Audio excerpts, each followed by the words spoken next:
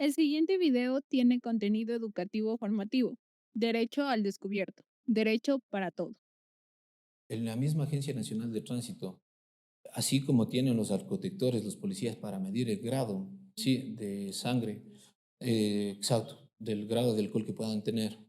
Entonces, así también ellos tienen un aparato, sí, que sirve para medir, en este caso, el porcentaje reglamentario del grosor de llantas, digamos así. Ok, Sí, a entonces, manera general, exacto. para que puedan seguir circulando. Si es que ese tallímetro que ellos tienen no da, sí, significa de que efectivamente tienen que proceder con la sanción. Pero ahora yo les digo, causan un gran daño a la ciudadanía. ¿Por qué? Porque los policías parece que tienen esos tallímetros en el ojo, perdón, los señores agentes de tránsito, que Insertados ya. dicen, es que las llantas están lisas. Pero bueno, o sea, ¿cuál es tu fundamento legal? O sea, ya, a ver, ¿Cuál es la dime prueba? cuánto está, exacto. Pero me voy a...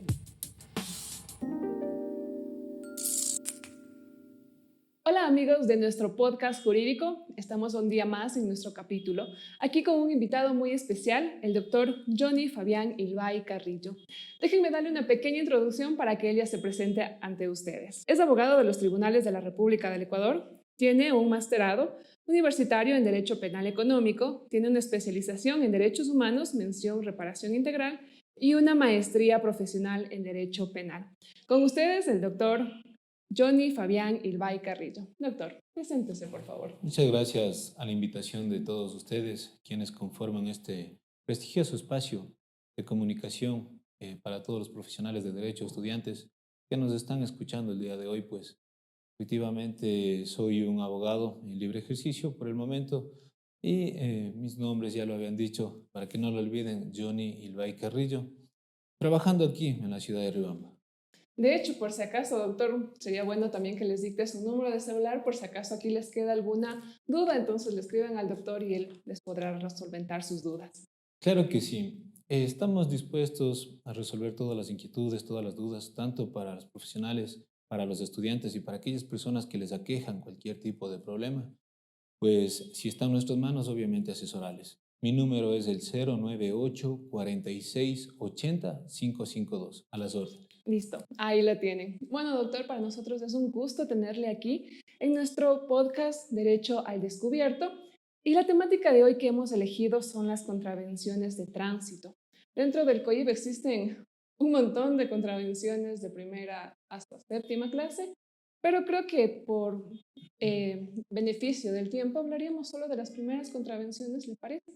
Claro, Estaría de acuerdo. realmente el tema de contravenciones es muy extenso, ¿no? Y por eso abarca cierto índice, digamos así, dentro del Código Orgánico Integral Penal, pues que les dedica solamente a las contravenciones. En sí creo que sería importante recabar o tocar las contravenciones que son más frecuentes y que les pasa aquí a los ciudadanos y les aqueja, ¿no? En la ciudad de Riobamba. Listo, entonces, primero, ¿qué es una contravención? Ya, nosotros primero debemos ver de dónde nace la palabra contravención. Primero, está clasificado dentro del Código Orgánico Integral Penal como infracción. La infracción se delimita o se clasifica en la infracción, en contravención y en delito. Entonces, las contravenciones, digamos lo que son faltas leves, ¿sí? Entonces, que no va a intervenir en sí la Fiscalía General del Estado. ¿Por qué? Porque son simples contravenciones. Contravención. Así es. Ok, un delito entonces a la fiscalía y una contravención se le podría decir que solo con los agentes de tránsito. Exacto, vámonos a un ejemplo práctico. Una conducción de llantas lisas, ¿ya? Es una contravención que está tipificada en el Código Orgánico Integral Penal. Pero vámonos, por ejemplo, a una muerte culposa, y es un delito. Y ahí mismo se clasifica en el Código Orgánico Integral Penal. Están clasificados los delitos de tránsito y están clasificados las contravenciones de Contravenciones tránsito. de tránsito. Así es. Bueno, y ya que hemos tomado un poquito esto de la famosa muerte culposa, para las personas que hemos estudiado un poquito del derecho y también los profesionales, nos hemos dado cuenta que existe el homicidio culposo, que es la muerte de una persona por culpa. Entonces, quisiéramos que nos explique un poquito cuál es la diferencia entre un homicidio culposo y una muerte culposa que se encuentran dentro del COI. Así es. Bueno, primero vámonos al siguiente hecho, al siguiente análisis. Al hablar de un homicidio, este puede ser doloso y puede ser culposo, como lo ha dicho. Sí, al hablar de dolo estamos hablando ya de una intención de causar daño. pero al hablar de culpa significa que esa intención nunca existió. Ahora, me dice de un homicidio y de una muerte culposa. Sí, efectivamente el Código Orgánico Integral Penal, ese verbo rector que dice culposo, está ahí dentro de los dos, homicidio y muerte.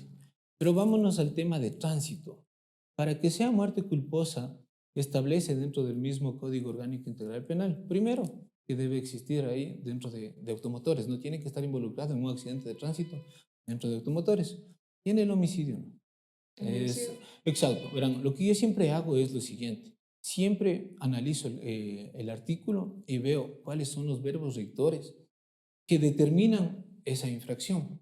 Entonces, partiría de ahí para hacer el análisis, ¿sí? Entonces, sí sería importante en este caso, para despejar mejor la duda, leamos lo que le parece si leemos en el Código Orgánico Integral Penal lo que dice. Leamos el código. Exacto. Para ver qué dice. Y despejémonos la duda, porque eso es muy importante.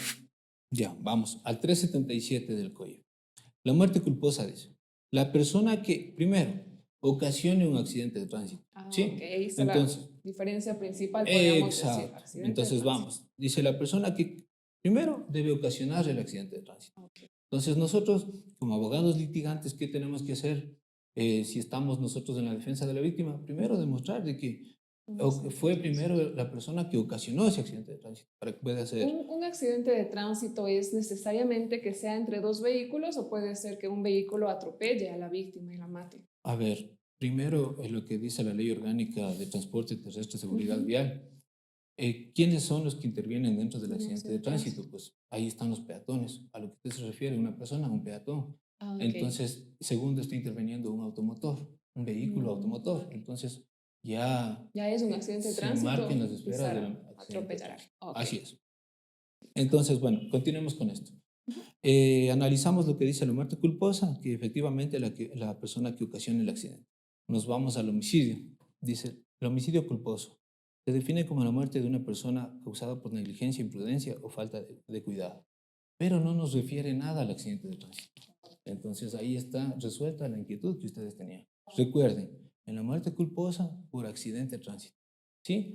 En el homicidio refiere por negligencia, falta de cuidado, pero nada tiene que ver los accidentes de tránsito. Ok, entonces esa es la gran diferencia y también algunas personas, si por si acaso todavía están en primeros niveles de derecho, no conocen del derecho, en cambio el asesinato ya es como que con la intención.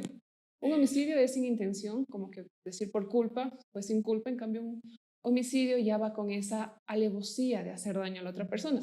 Que alguien le mate a otra persona, un individuo X le mate a un individuo Y con 20 puñaladas, eso no es culpa, eso ya evidentemente es un asesinato. Así es, debemos referirnos a eso, no se olviden de aquello.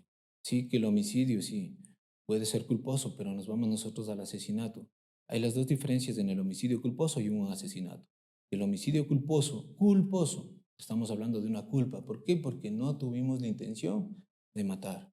Pero en el asesinato obviamente ya se planificó y se ejecutó. Y supongamos un caso hipotético que se me ocurre. Una persona X quiere matar a una persona Y está dentro de un vehículo y le mata. O sea, y le arrolla y le vuelve a arrollar. ¿Eso ya sería un asesinato? Porque ya está viendo el dolo, la intención de que esa persona quiere matarle arrollándole a otra persona. Exacto, bueno, eso se está viendo bastante en la costa. Claro, hay y se han viralizado algunos videos en los que personas que están viendo, en este caso, por ejemplo, a transeúntes que están asaltándoles o les van robando por ahí, haciendo cualquier tipo de infracción, pues la gente ha cogido el automotor y se les avienta. Exacto. Pero vámonos a lo siguiente. Si bien es cierto, están involucrados automotores, entonces vámonos nosotros a la intención. Ya hablamos nosotros de la muerte culposa. Sí, es por culpa, porque es dentro de un accidente de tránsito. Pero vámonos a lo siguiente. Si nosotros conducimos un automotor y estamos andando por la calzada, por ahí ocasionamos un accidente de tránsito que no teníamos previsto, obviamente se convierte en una muerte culposa. ¿Por qué? Porque dentro del accidente de tránsito murió una persona. Pero vámonos al caso que usted me ha planteado. Ya hay una intención de causar daño. ¿Sí? Entonces ya existiera dolo. Y ese análisis nosotros debemos hacer como profesionales, ¿sí? Para nosotros poder defender de acuerdo al delito que le vaya a imputar la fiscalía. ¿Por qué? Porque si es verdad, o sea, podríamos nosotros alegar algún tipo de legítima defensa, ¿sí? Pero vámonos a lo siguiente.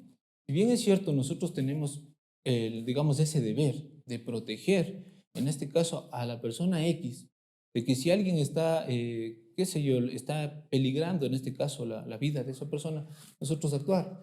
Pero vámonos a lo siguiente. Vámonos a lo que pasó con el caso Olmedo, ¿sí? El tema del policía, que efectivamente les abatió, ¿sí?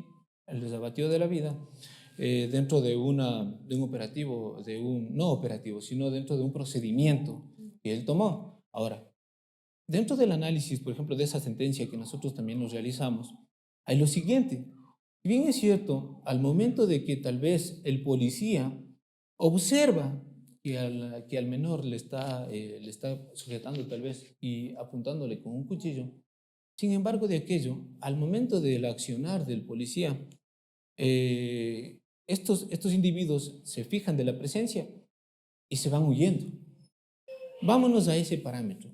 Al momento de que ya no le forcejeaban con el cuchillo y fueron corriendo, ya no existía el peligro, ya no corría peligro de vida del menor. Pero ¿qué es lo que pasó? Mientras huían, el policía disparó, detonó, ¿sí? El arma de fuego. Entonces, ya no se puede justificar una legítima defensa. También creo que depende mucho al lugar del cuerpo de los delincuentes que haya disparado, porque si disparamos específicamente al centro de nuestro cuerpo o a la cabeza, ya existe una intención de matarle. En cambio, si es de las piernas, ya es una intención más solo como que de causar daño. Se tendría que profundizar el análisis. Okay. ¿Por qué? Porque no me puedo yo poner como un ciudadano común, que yo no sé de armas, y por ahí yo salgo disparando. Y la bala le cae a la cabeza, pero le cae por suerte, digamos así. Pero es diferente en este caso, por ejemplo, que le planteaba. El policía tiene entrenamiento, ¿sí? Tiene entrenamiento en armas, tiros y todo eso, que hacen en el polígono, ¿no? Creo que hacen eso cada periodo para el tema este de... Claro, son profesionales que exacto. estaban Entonces, preparados para eso. vámonos a eso. No es lo mismo que un ciudadano común le dispare en la cabeza a que un policía le dispare en la cabeza. Entonces, ahí, por ejemplo, ya puede existir una clara intención de parte del policía. Y es por eso que hubo una sentencia en tribunales condenatoria. ¿Sí? Y estoy un poco perdido en el tiempo, pero bueno, está de eso revisar es un poco que pasó. Ok, bueno, las contravenciones principales creo que son conducir con llantas en mal estado. Pero ¿qué decimos de unas llantas en mal estado? ¿Cómo se verifica que las llantas están lisas o están en mal estado? He tenido muchos clientes que me llaman y me dicen, ¿sabe qué, doctor? Me citaron porque las llantas están lisas, ¿sí? Pero lo que me llama la atención es que en la misma Agencia Nacional de Tránsito, así como tienen los alcotectores, los policías, para medir el grado, ¿sí? De sangre, exacto, del grado de alcohol que puedan tener. Entonces, así también ellos tienen un aparato, ¿sí? Que sirve para medir, en este caso, el porcentaje reglamentario del grosor de llantas, digamos así. Okay, Sí, entonces, a manera general, para que puedan seguir circulando. Si es que ese tallímetro que ellos tienen no da, sí, significa de que efectivamente tienen que proceder con la sanción. Pero ahora yo les digo, causan un gran daño a la ciudadanía. ¿Por qué? Porque los policías parece que tienen esos tallímetros en el ojo, perdón, los señores agentes de tránsito, que dicen, es que las llantas están lisas. Pero bueno, o sea, ¿cuál es tu fundamento legal? O sea, ya, a ver, dime cuánto está, exacto. Pero me voy a lo siguiente. Ellos toman el procedimiento, le citan. Y es un gasto para el Estado en las audiencias. ¿Por qué? Porque no justifican con la prueba trascendental. O sea, solo ellos dicen está ahí. Exacto. Ya, sin prueba. Okay. Como abogados estamos felices, ¿no? Porque efectivamente les sacamos inocentes porque no tienen la prueba madre. Pero generan un gasto innecesario al Estado. ¿Por qué? Porque no van con las pruebas suficientes para poder sancionar. El tiempo de los ciudadanos. Exacto. También. Entonces, hay una manera. Mucha gente me ha preguntado y me ha dicho, oiga, doctor, pero es que tenemos que hacerle pagar a la gente de tránsito porque me está generando un gasto. Yo sé que no ha tenido todo y que usted me ha sacado inocente y todo, me ha certificado el estado de inocencia de eso. Pero, doctor, hagamos algo. Entonces, también la falta de recursos no hace posible que nosotros podamos seguirles a los agentes de tránsito un proceso contencioso administrativo. Porque debería hacerse eso contra ellos. ¿Para qué? Para hacerles pagar el gasto que ocasionaron. Y para que Y sean es- más prudentes. Exacto, y eso es lo que la ciudadanía aquí no hace. Aquí no hacen, pero en otras ciudades sí. He tenido el caso de que, por ejemplo, en la ciudad de Ambato, en la ciudad de Quito, se van hasta las últimas consecuencias. Pero, obviamente, por el factor económico también. Y de hecho sí deberíamos hacerlo porque los agentes de tránsito, claro que no todos, pero algunos se creen intocables. Entonces, como dicen, yo a mí me pasó esto, le cité, lastimosamente no presenté pruebas y siguen con su vida normal porque no tienen un castigo a lo que hicieron. Entonces, las demás personas dicen, ah, bueno, me equivoqué, no hay problema, o sea, no pagan por los problemas que causaron. Entonces, ellos siguen cometiendo estas faltas ya que ninguno fue sancionado. Así es. Entonces, bueno, entonces un consejo para que no les multen por esto de las llantas en mal estado, siempre pidamos las pruebas, ¿no? Que con qué Así es. están midiendo y bajo qué fundamentos dicen que están lisas. No solo pueden acercarse y decirnos están lisas y ya, listo, citado. Y creo que hasta incluso se llevan el carro, ¿no? Hasta que cambien las llantas, creo que tengo entendido, y el valor de la wincha, creo que la paga el ciudadano, que Ya, creo que son $60 verán, más o menos. justamente que toque ese tema, yo quisiera que algunos de los señores agentes de tránsito me muestren en qué parte del Código Orgánico Integral Penal, de la Ley Orgánica de Tránsito, o alguna resolución que haya adoptado el municipio de Riobamba en el que establezca los parámetros que ellos toman, el procedimiento que ellos toman. Porque si bien es cierto, dentro del Código Orgánico Integral Penal hay un procedimiento que establece y una sanción. En ninguna parte del código dice que les van a llevar retenidos los automotores para cambiar las llantas. Ojo, para cambiar las llantas. O sea, que te llevo al patio, ya cámbiame las llantas y te mando libre. Aquí, en el Código Orgánico Integral Penal, no dice aquello. Entonces, inclusive, ¿qué es lo que está tipificado aquí? Es inclusive pena privativa de libertad. Pero nada de eso se cumple. Al menos de acá, de la ciudad de Riobamba, a ninguno de los, no he tenido ningún procedimiento bien que hagan sobre el tema de contravención por llantas lisas.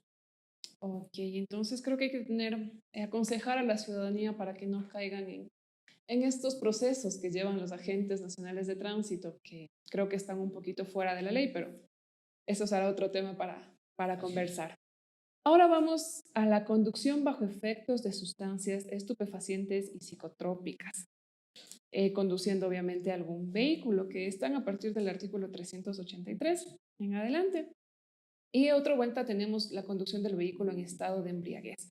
¿Por qué cree que los legisladores hayan dividido en estas partes? O sea, no por qué solo poner conducción de personas que están bajo efectos del alcohol o otras sustancias, pero ¿por qué lo dividirían en sustancias estupefacientes y otra en bajo estados de embriaguez? O sea, lo hace una separación, aunque creo que todos causan los mismos efectos en el organismo. La verdad es no sé mucho de medicina, pero es interesante cómo el COIB hace estas divisiones. Una de personas que están conduciendo bajo los efectos del alcohol y otra bajo efectos estupefacientes, psicotrópicos, que deben ser, supongo, la marihuana, cocaína, LSD y otros materiales para fiscalización. Bueno, primero hay que analizar que dentro del Código Orgánico Integral Penal existen muchas deficiencias, ¿no? Hay muchas falencias. Nuestra ley no es perfecta y lastimosamente pues son copias de otros códigos, ¿no? Entonces es una compilación. Segundo, si bien es cierto en el 384 específicamente habla sobre la conducción del vehículo bajo los efectos de sustancias estupefacientes, ¿sí? Nos vamos a lo siguiente. Si usted se fija dentro del artículo 384 y el 385, en el 384 habla sobre los estupefacientes, 385 sobre el estado de embriaguez, e inclusive dentro del 385 hay una escala, Ah, ¿sí? ok. Entonces, dentro de las sustancias estupefacientes, como usted ya lo dijo, no podemos pues determinar nosotros que se ha pegado 2, 3, 4 porros, con todo respeto, no hablándolo de manera vulgar, sí, porque los efectos a la final, sí, no son exactos, son diferentes.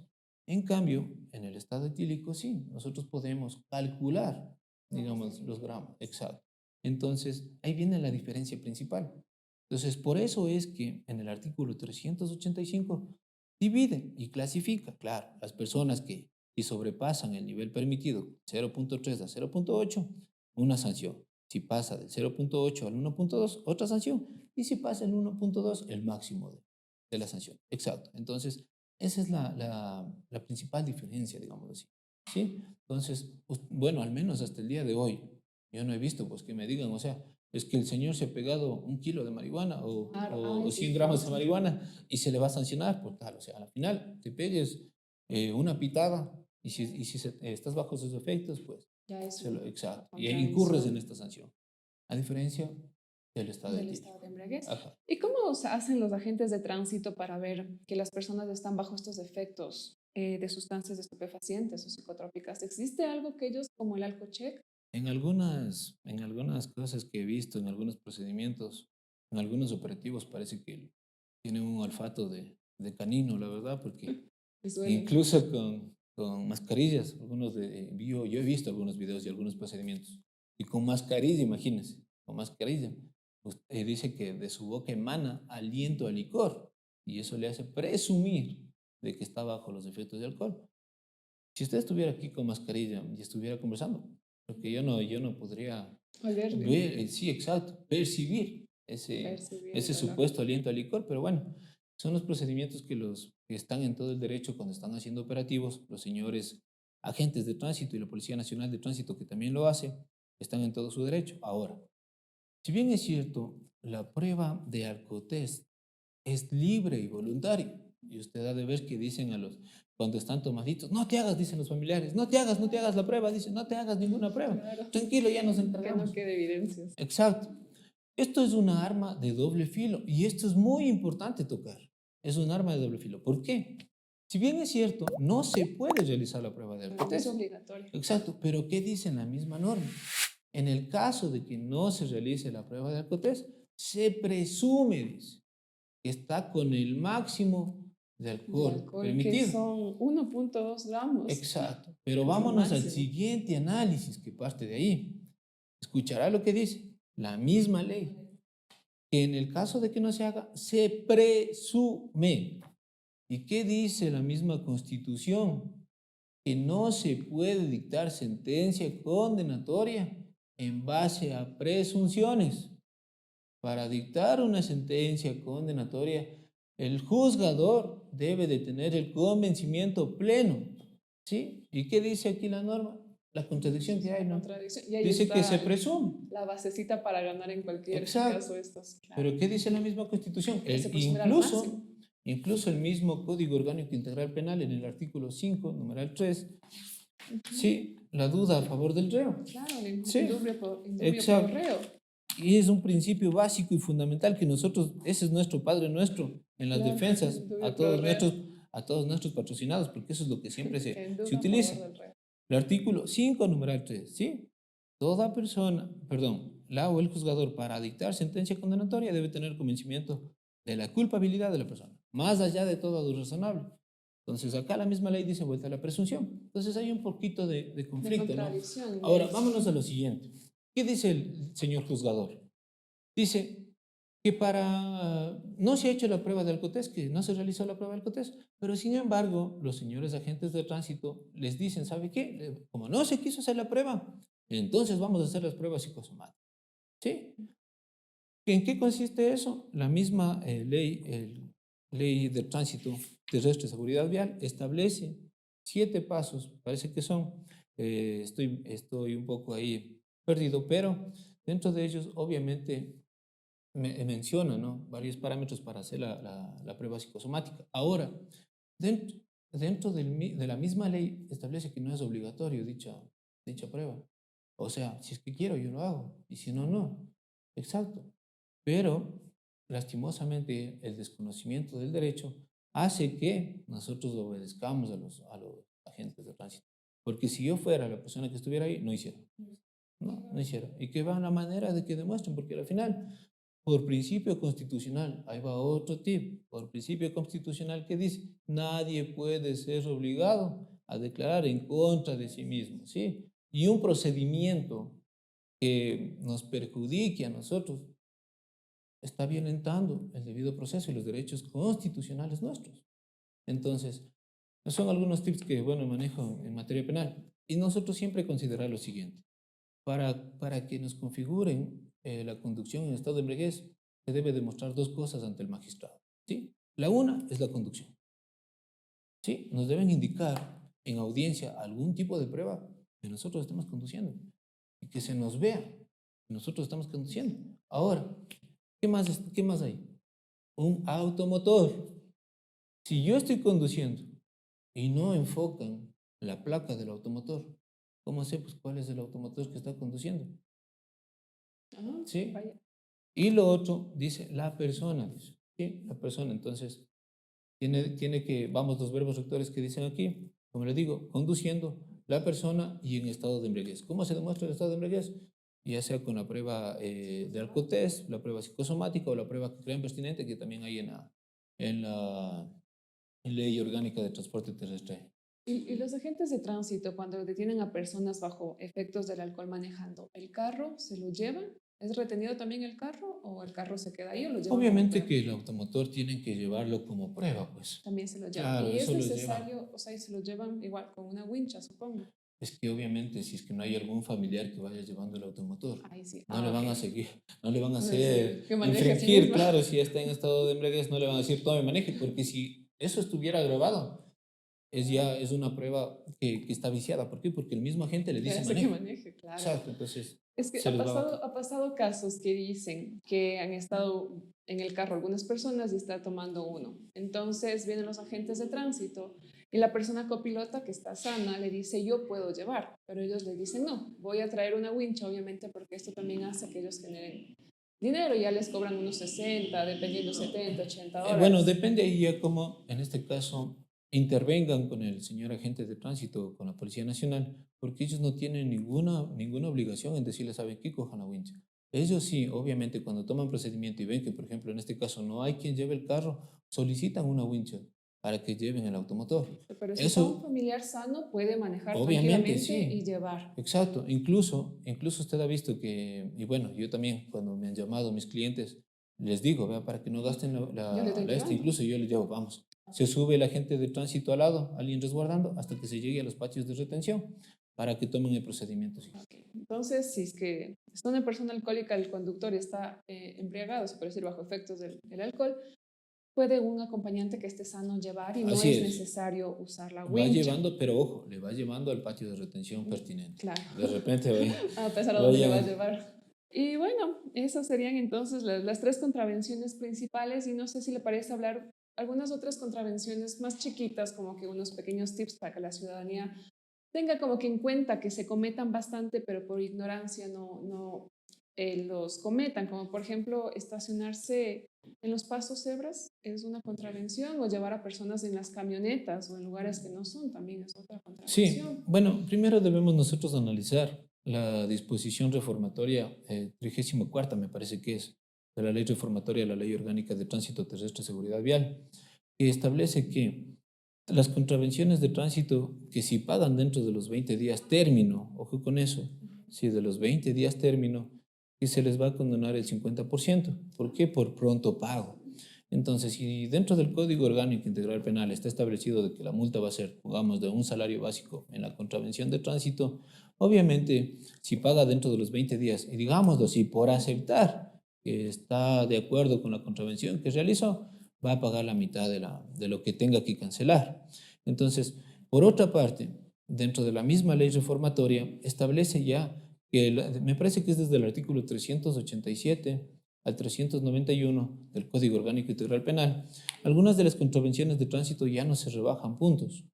Sí, entonces también es muy importante revisar aquello. ¿Por qué? Porque efectivamente, aparte de la condonación del 50%, también ya no se rebaja puntos. Hay algunos que dicen, no, es que doctor, ¿sabe qué? Queremos apelar porque no queremos que nos rebaje puntos. Uno de ellos, por ejemplo, es el tema de los antisolares. Hay muchos de los muchachos que este tema está de moda, que colocan, ponen los vidrios polarizados, por hablarles así más sencillo, y ya les están sancionando. Realmente la multa me parece que con la condonación creo que es de pagar $20 aproximadamente y no se baja puntos. Ahora, lo que sí, obviamente nosotros no debemos aprovechar de todos esos beneficios que nos da ahorita la ley para seguir infringiendo. ¿Por qué? Porque también va a abarcar obviamente que personas que se dedican a cometer actos delictivos. Van a ser beneficiados. Exacto, entonces van a salir beneficiados y eso nos perjudica a nosotros. Ok, listo. Esto ha sido nuestro podcast jurídico con el doctor Ilvay, quien nos ha solventado varias dudas en este accidente de tránsito. Si es que tienen alguna duda, dejaremos la información del doctor debajo de este video para que lo sigan en sus redes sociales y también puedan preguntarle cualquier inquietud que les haya surgido de este capítulo de hoy. Mi nombre es Michelle Zavala y estaba junto al doctor John Ilvay. Sí, bueno, a todas las personas, como les digo, yo tengo 31 años. En el 2018 me gradué. El derecho es de constante conocimiento. Como yo les decía tras cámaras a Michelle, es necesario siempre tener a la mano el Código Orgánico Integral Penal. ¿Por qué? Porque hay algunas cosas que se nos sale de la cabeza. ¿Por qué? Porque tantas leyes que nosotros tenemos, efectivamente nuestro cerebro es sensible, ¿no? Y cualquier cosa que pueda, en este caso, olvidarse, nos tenemos siempre que regir a lo que establece aquí la ley. Entonces, día tras día, obviamente, nosotros también nos seguimos preparando, seguimos tratando de alzar el nivel con diferentes estudios. Yo creo que eso es muy importante. Siempre traten de ver y revisar los pronunciamientos de la Corte Nacional, de la Corte Constitucional. ¿Qué es lo que nos va, bueno, al menos a mí me sirve las decisiones de la Corte Nacional y Corte Constitucional, ver toda la normativa que aplican? Entonces es muy importante, ¿verdad? Porque en ciertos delitos, por ejemplo, digamos así, de contrabando, de asesinato y así, emiten bastante pronunciamiento jurídico. Entonces es muy importante aquello.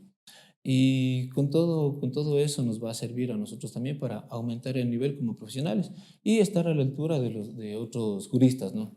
Entonces eso, de mi parte, pues muy agradecido. Cualquier cosa, inquietud, tranquilamente a mi teléfono, a mi número celular, que les repito, 098 46 80 552. Estoy a las órdenes. Listo, esto ha sido todo en el podcast de Derecho al Descubierto. Hasta la próxima.